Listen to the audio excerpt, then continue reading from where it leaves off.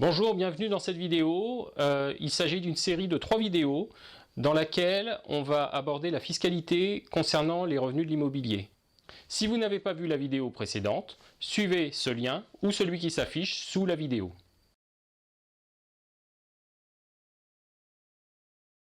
Donc, si vous avez bien ça en tête, déjà, vous progressez. Et vous expliquez au banquier pourquoi vous voulez votre durée longue. Ou pourquoi vous ne voulez pas d'apport, parce que vous voulez avoir 20 000 € devant vous, et que les impôts que vous allez vous prendre dans les 10 prochaines années, 20 000, vous avez ce qu'il faut pour les payer, parce que vous ne voulez pas baisser votre pouvoir d'achat. Ok? Allez, on fait un petit exercice. Revenu salarié 55 000.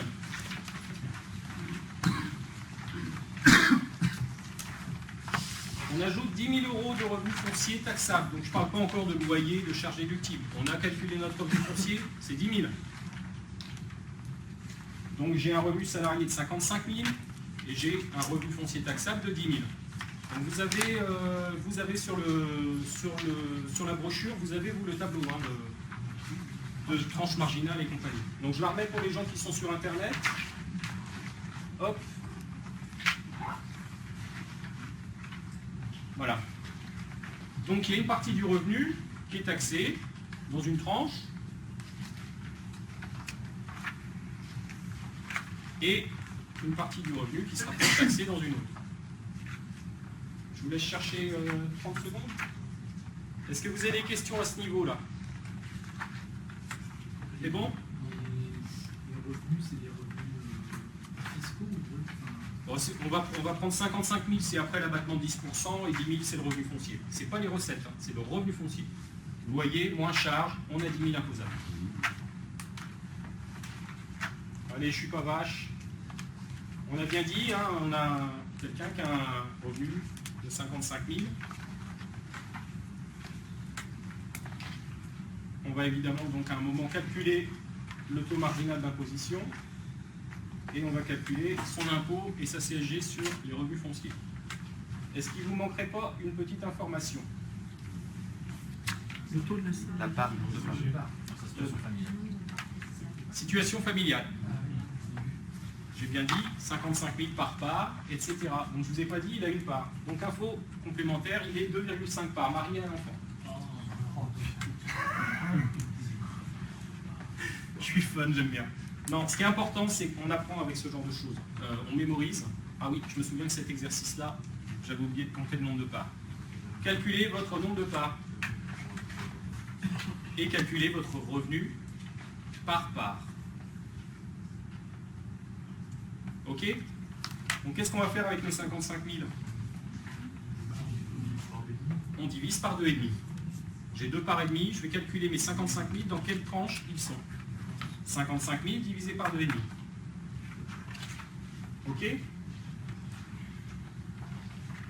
ne comprends pas pourquoi c'est pas 65 000. Je veux savoir dans quelle tranche d'impôt seront fiscalisés mes revenus fonciers. Donc je dois d'abord savoir dans quelle tranche sont fiscalisés mes 55 et dans quelle tranche seront fiscalisés mes 10 000. Et est-ce que la totalité de mes 10 000 sera fiscalisée dans la tranche ou dans la tranche suivante, ou une partie dans la tranche et une partie dans la tranche suivante? C'est pour ça qu'il faut les décomposer. Si on ne les décompose pas, on ne sait pas où la totalité sera fiscalisée. C'est pas parce que je gagne 65 000 que mes 10 000 vont être fiscalisés dans la même tranche. Il y a peut-être 5 000 dans la tranche à 14 et 5 000 dans la tranche à 30. On va les séparer. Nous, on paye déjà notre impôt sur notre 55 000. Si on paye déjà notre impôt sur 55 000, on a fait le chèque, terminé. Mais nos 10 000, combien ils vont nous coûter en impôt? C'est ça la question. Parce que si je sais qu'au global, je vais payer 4 000 € d'impôt, ça ne m'aide pas à savoir combien va me coûter mon revenu foncier. Ce que je veux, c'est combien va me coûter mon revenu foncier, parce que ce coût qu'il va générer, soit je vais le perdre en pouvoir d'achat, soit il va falloir que je l'intègre à mon financement pour qu'il ne me coûte pas. Ok? En sachant que ce revenu foncier va augmenter, puisque les intérêts d'emprunt vont diminuer d'année en année. Ça marche?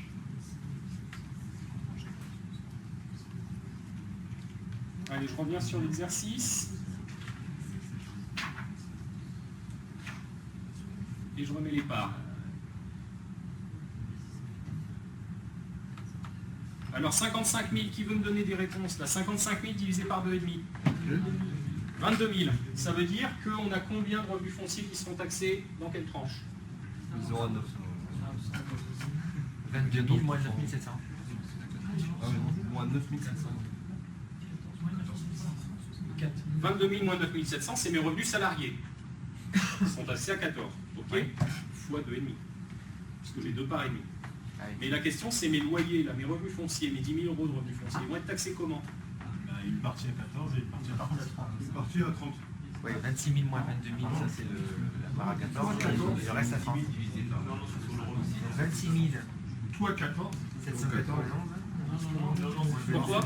Parce qu'ils n'arrivent pas à 2,5. Et très bien. Très bien. On voit ceux qui payent des impôts. Exactement. Ils sentent la douloureuse tous les matins. Tous les mois. Tous les mois. C'est prélevé. Alors moi, c'est tous les matins, ça me torture. Non, une fois par mois, ça se fait. Oui, mais savoir que je vais les payer, ça, déjà, ça me pourrit la journée. Non, non, c'est une très bonne nouvelle. Payer de l'impôt, encore une fois, c'est une bonne nouvelle. Alors, c'est quoi, là, maintenant, l'histoire? J'ai 55 000 euros de revenus fonciers, de revenus salariés. Donc, j'ai 2 parts et demi, ça fait 22 000 euros par part. On est d'accord? On ajoute 10 000 euros de revenus fonciers taxables. Mais ces 10 000 euros, on va les répartir sur nos 2 parts et demi. Ok? Donc, 10 000 euros par part, pour 2 parts et demi, ça fait 4 000 euros sur chaque part. D'accord? En tout, on est à 26 000 euros par part. 22 plus 4. Donc on est toujours dans la tranche à 14%. Puisque la tranche à 14 s'arrête à 26 791. D'accord? Donc on est toujours dans la tranche à 14 sur ce dossier-là. Par contre, le même gars, il n'a que 2 parts, il n'a pas d'enfant. Il y a une partie du loyer, du revenu foncier, qui sera taxée à 30. Ou peut-être la totalité. D'accord? 55 sur 2, on est à 27 000. C'est-à-dire 27 000, on dépasse les 26 791. Donc la totalité du loyer sera taxée à 30. Un enfant, pas d'enfant. Je passe de 14 à 30 sur le même financement. J'ai un chèque de 1 600 € à faire tous les ans, en plus, simplement parce que j'ai eu un enfant ou parce que j'en ai pas. Avec le même projet. C'est-à-dire tous les mois, mon investissement va me coûter 130 € de plus parce que j'ai pas d'enfant. Donc vous voyez l'importance de savoir le niveau qu'on a de revenus, dans quelle tranche on est fiscalisé, dans quelle tranche on va l'être parce qu'il y a un enfant qui va naître, parce qu'il y a un enfant qui va sortir du foyer fiscal, parce qu'on va se marier, parce qu'on divorce. Tout ça, ça va bouger. Et on va essayer de se dire qu'est-ce qui va m'arriver dans le futur. Au séminaire d'avril, il y a quelqu'un qui disait « J'ai découvert le système des tranches et j'ai vu à quel point ça avait un impact. » Là, on le voit. Vous voyez? Le même revenu, le même montant de loyer, j'ai un impôt qui va augmenter de 130 € par mois pendant les 20 prochaines années ou les 25 prochaines années. Et encore, c'est plus, parce que le revenu foncier va évoluer à la hausse, puisque les intérêts d'emprunt, encore une fois, vont diminuer chaque année. D'accord? Donc là, on est sur un premier niveau de connaissance sur la fiscalité, savoir calculer la tranche dans laquelle le revenu foncier sera fiscalisé.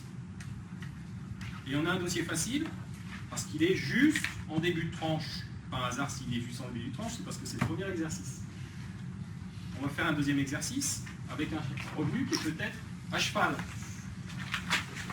Mais avant ça, la petite ligne magique, là. CSG, CRDS sur les revenus fonciers. C'est le petit bonheur des revenus de capitaux immobiliers et compagnie. Revenu du patrimoine, 15,5%. CSG, CRDS, 5,1 sont déductibles du revenu de l'année d'après. Pas déduit de l'impôt, déduit du revenu imposable de l'année d'après. Donc là, on va payer 1 550 €, 15,5% de 10 000, 1 550 € de CSG. Il y en a 510, 5,1% de 10 000, 510 € seront déduits du revenu foncier de l'année prochaine. Super. On vient de gagner 14% de 510 €, ça fait 70 € d'impôt. Un resto. Ok? Non. Ça va pas? Vous ne voulez pas payer, c'est quoi? La déduction? Déductible. Ah, la CSG déductible, on va le revoir après. CSG, CRDS. CSG, CRDS, on a Pardon? Il n'y a pas de report là pour l'instant. On n'a pas de report de déficit. Les reports, c'est pour les déficits. Il n'y a pas de déficit. Ah, pardon, c'est la CSG déductible. Je vous embrouille un petit peu. En fait, on va payer 15,5% de CSG sur les revenus fonciers. Ça, on les donne, cadeau. D'accord? Par contre, sur les 15,5%, vous voyez sur mon feuille de paye, pour ceux qui sont salariés, il y a marqué CSG déductible, CSG non déductible. 2,1 je crois sur le revenu salarié ou 2,3, je ne me souviens plus, ils ont augmenté en 2014. Mais comme je suis plus salarié, vous avez la CSG déductible de la CSG non déductible sur les salaires. Et bien c'est la même chose sur les revenus du patrimoine. Il y a de la CSG déductible et de la CSG non déductible. Sur les 15,5% qu'on paye en CSG, CRDS, il y a 5,1% qui sont déductibles. Alors on l'appelle déductible parce qu'on va pouvoir la déduire. La déduire de quoi? Pas de l'impôt de l'année suivante, ni de l'impôt de l'année. On va la déduire des impôts du revenu imposable de l'année prochaine. En 2015, j'ai payé 500 € de CSG, dans mon exemple, 510 €. Et bien en 2016, je vais pouvoir déclarer mes 55 000 €, mes 10 000 €, et dans ma déclaration pré-remplie, sera indiqué à la ligne CSG déductible 510 €. Et elle est déduite de mon revenu imposable. Donc mon revenu imposable, ce sera 55 000 plus 10, moins 510. OK? Donc sur 510 €, c'est pour ça, j'en parle même pas dans le simulateur, c'est tellement epsilonien, il ne faut pas s'embêter. 5,1% de 14%, et ce sera l'année prochaine. Ça, c'est un report qui est automatique sur la feuille d'impôt. C'est automatiquement paramétré. Vous avez payé la CSG aux impôts. Les impôts savent que vous l'avez payé. L'année d'après, ils la déduisent. Ils la mettent CSG déductible. Pour ceux qui ont déjà du locatif, c'est indiqué automatiquement. C'est reporté. C'est pas reporté, Oui, c'est mentionné. C'est mentionné, c'est différent. D'accord? La CSG déductible, oui, oui, oui. Pourquoi? Ah, ils pensent les nôtres, ils sont énarques. On n'est pas équipés, nous.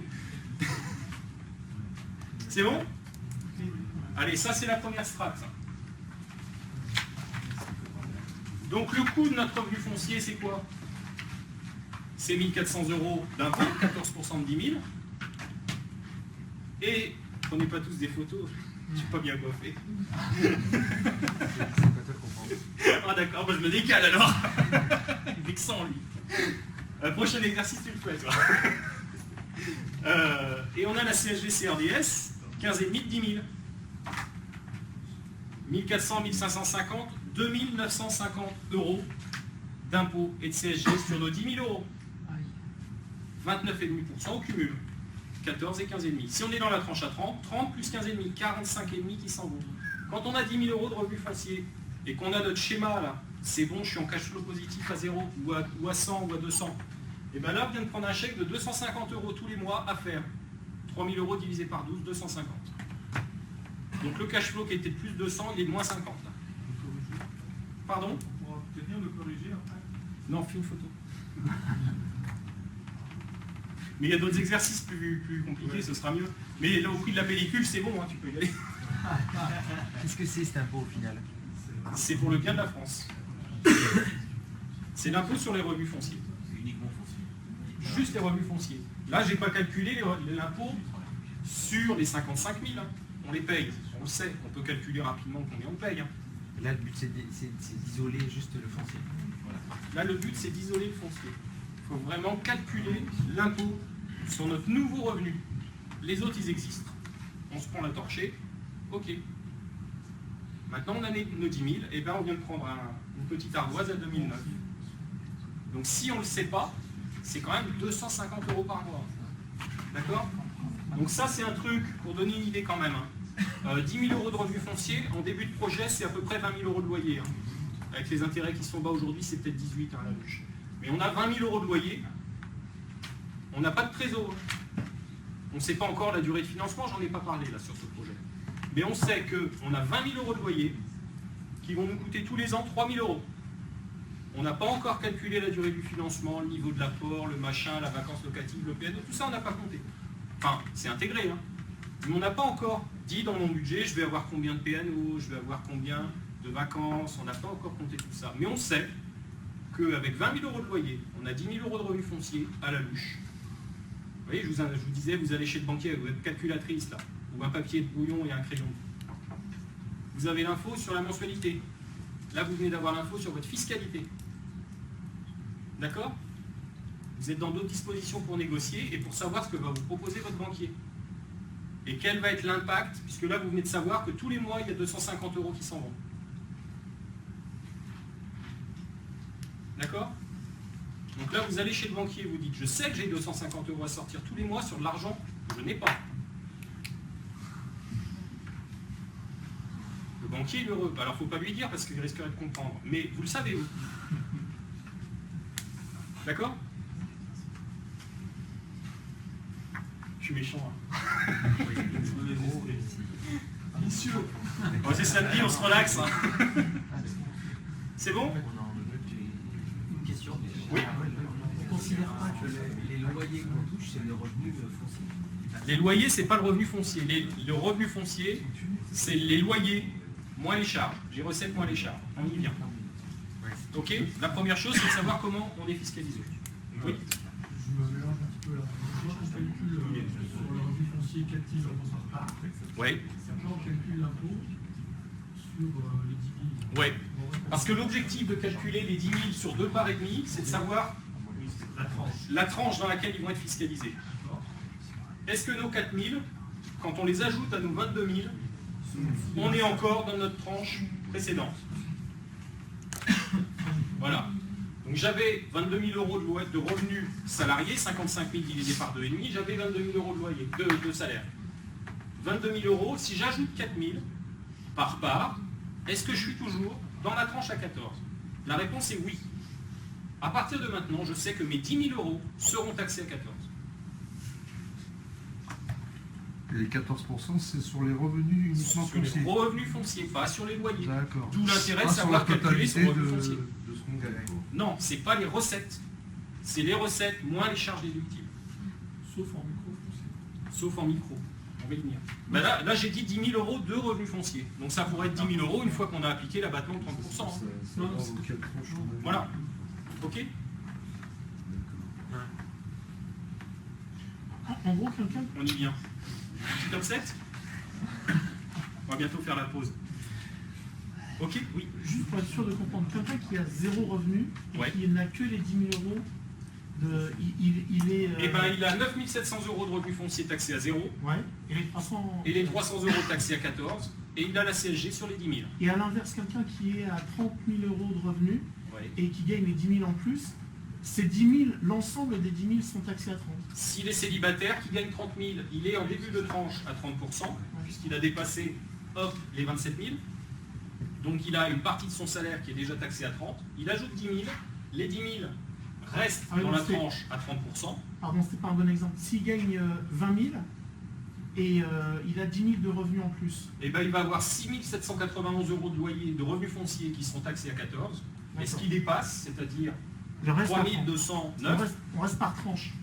seront taxés à 30%. Et l'intégralité, Le encore une fois, restant, ça sera taxable. le restant, il va dépasser tout ce qui dépassera de cette tranche et dans la suivante. C'est pas D'accord. compliqué. Ou éventuellement encore dans C'est cette pas la totalité à chaque fois. Non, non, on ne reprend pas. C'est vraiment une logique de... Ayez bien en tête, le taux marginal d'imposition, c'est une logique par tranche. Je suis ici, à 26 791. Je gagne 1 euro de plus. J'ai 1 euro taxé à 30%. Point. Sinon, l'impôt, c'est le même. Sinon, il y aura un paquet de gens qui refuseraient les augmentations en fin d'année. Et du coup, dans ce cas-là, la CSG, donc il est sur les 10 000 euros, va être taxée à 30% dans son revenu. Non, c'est pas la CSG. Non, non, non. La CSG, c'est cadeau. C'est à part de l'impôt. C'est cadeau bonus. Non, mais c'est d'accord, ces 10 000 là sont taxés à pourcentage zéro. fixe. Il y a des produits très bien faits pour ça. Quel est ce pourcentage? Là, on a défini que là... Eh bien, on a vu que le revenu foncier, c'était 10 000. Donc, je vais appliquer ma CSG sur mes revenus fonciers. Point. Ça va pas plus loin. Vous payez 2 fois. Et c'est 15,5%. Tu payes l'impôt. C'est 15,5%. Encore une fois, pour l'instant. Je vous disais ce matin, en 2011, 2010, on était à 11%. On est passé à 12,1 en un an. Et l'année d'après ou 2 ans après, à 13,5. Et aujourd'hui, on est à 15,5. Ah, ça va jamais baisser là, faut pas rêver. Hein.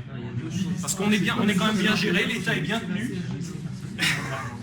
Il y a l'ordre, il y a les finances, tout va bien. Tes revenus sur les 55. On sait qui voter la prochaine fois.